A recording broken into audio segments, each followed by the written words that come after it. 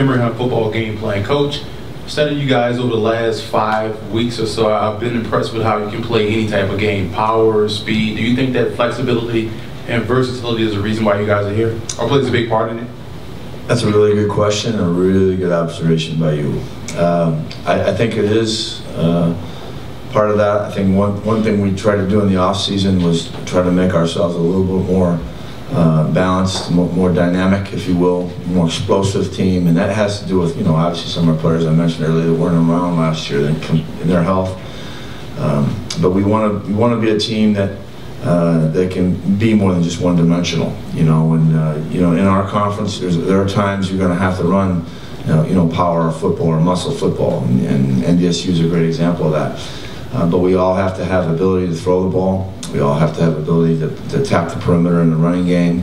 So I don't think there's any doubt what you said is probably the reason why we're here, one of the biggest reasons. And there's a lot of reasons, but that's maybe one of the biggest, because we do have different ways of attacking a defense, and we are able to adapt our offense to the situation, scenario we need to win the game. And because we do have players in every facet of the style which you mentioned, we have guys within that style that can do that. So this is a player's game. It always has been.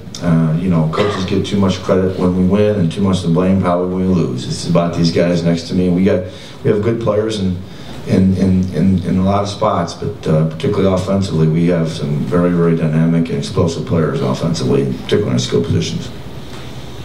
Got one last question here in the back.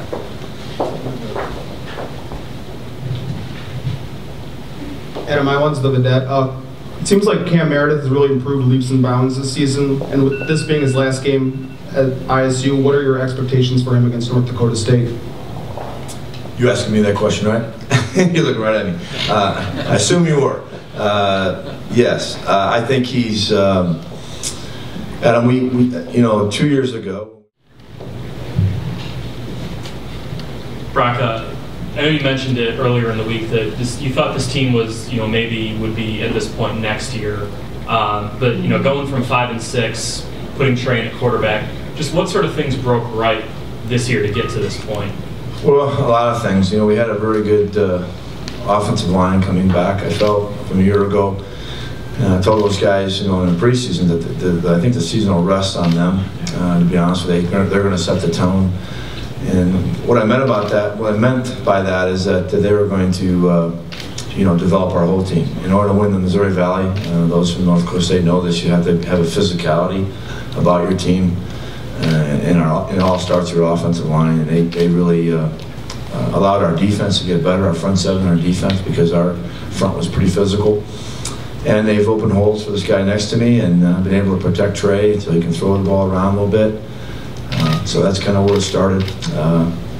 I felt we'd be a pretty good football team. We didn't have Lasheen Neblet a year ago. We had very good foot speed, and then John Mark Anderson, another pretty good player. Young player a year ago. We lost both of those guys during training camp and lost some speed and ability to stretch coverages. So I felt if we could get those guys back and we could get our transfer quarterback to mesh, we'd be maybe at this place next year. But it happened pretty quickly. Trey's I think these guys will tell you, Trey's a very good teammate. He's very humble. He's a hard worker, and he's fit in very well. And our offense has really taken off in the second half of the season. We've been very good in the playoffs. And our defense, front seven's played pretty well as our secondary. So we've, our kicking game has vastly improved over a year ago. Chris Highland, gentleman, 2 spots down from me, has been a tremendous player, one of the best long snappers I've ever been around. He's a great kid as well, very good student. So we've improved in some areas that you have to be good at in order to win and play on this kind of stage. And you have to play sound defense, obviously, to get to this point. But we've been pretty explosive offense, and Our kicking game's been pretty solid as well as our defense. Plus, we try to win the national championship, which has been our goal since the beginning of the season. First we wanted to win in Missouri Valley, which is a very tough task. We're in a very good conference, and then to accomplish that goal, and then to be on our way to being able to accomplish another goal that we had and win the national championship is definitely a great feeling, and it's something that we don't take for granted, and we feel is definitely a blessing. Chris? Well, it's been a crazy kind of 48 hours since we've gotten in, but we're done with most of the mandatory team functions, and now it's just time to play football. We're kind of into our regular Friday schedule that we've had all throughout the season, and now we're just focused on one thing, and that's North Dakota State. Marshawn? I would just say we just ready to play now. That's all I gotta say. A few words, Marshawn. Next question. Back here in the center. Calvin Scott. Coach, I know this is the FCS championship, but you also feel like this is... Identify yourself. Too. Oh, I know. If someone asked me, I don't know who it was the last couple of weeks to describe it, and I said it's kind of like playing your brother in one-on-one basketball in the backyard. You're the only one that can really dunk on him and take advantage of him, but no one else can. You want everybody else to lose to him, but you. So that's kind of, I think it's kind of where we are. We cheered for them in the playoffs. We cheered for all our conference schools. So it's been really fun for our league, and I think it's I think we'll settle who's the best team this year. Here. Emory, how about football game plan? I wanted to ask Marshawn. You seem to get better with each and every carry, so I wanted to ask you, what do you see on your 20th carry as opposed to your 5th? My 5th, I would say I'm just warming up, and then by my 20th, I'm already locked in. I'm just ready to go. Yours over here. Ross Tucker, Westwood 1. Marshawn, you're one of 2 Cali guys on the team. Where is Victorville, and how did Cali guy end up at Illinois State? I had a long recruiting process, but Henry Bell for B2G and Coach Lamar Connor, they played at Purdue together, and then he gave him a call, and then I talked to Coach Speck, and he offered me, and I committed right on the dot. And then Victorville is like heading towards Barstow in Vegas. It's like right there. In the desert. Yeah. 15 team to get to play together, so to have an opportunity to go out with a national championship is nothing like it. Okay, next question.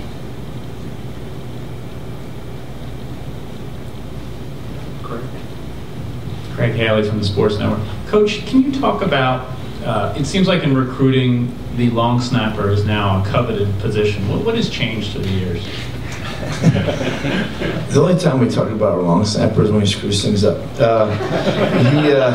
This one has been, hasn't done that very often. So he's, I like to bang his drum every opportunity I get because I think he's as good as I've ever been around. It was interesting. We had a long snapper from California when I took the team over, and he was on a full scholarship. He was a good player, but I said, we have 7 million people that live just an hour and a half from our campus, and we can't find just 2 guys who'd like to walk on a long snap. And we found 2 in our own town. We had one of Chris's teammates, was a few years ahead of him at Central Catholic High School, Nathan Rebholz, and then Chris came along, and both earned scholarships since they've been at our school, and we're good students and great players. So we have to ask our quarterback to get us in protection, correct protection sometimes, in and out of correct plays, and I'm sure you know that, covering your team. He was one he really liked throwing the ball over the top, and it was forcing throws into places maybe they shouldn't go. About game 3, 4, 5, and he started learning how to take what the defense gives him, and I think that's probably his biggest hurdle. And once he became more patient, he became a much better player. So he has had to learn on the run. He did not have spring football like the rest of these guys did. He had to learn a system, which is, he plays a very complicated system, a complicated position, being a quarterback, very cerebral. and also had to learn his new surroundings. He had started a new school, lived in a different town.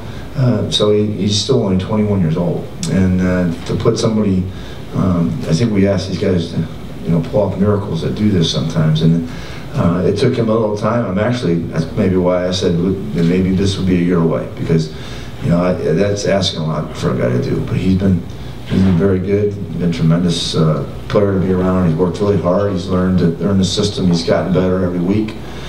And now I still think he has a high ceiling. I still don't think he's playing as good as he can. I really don't. I think he's going to get better.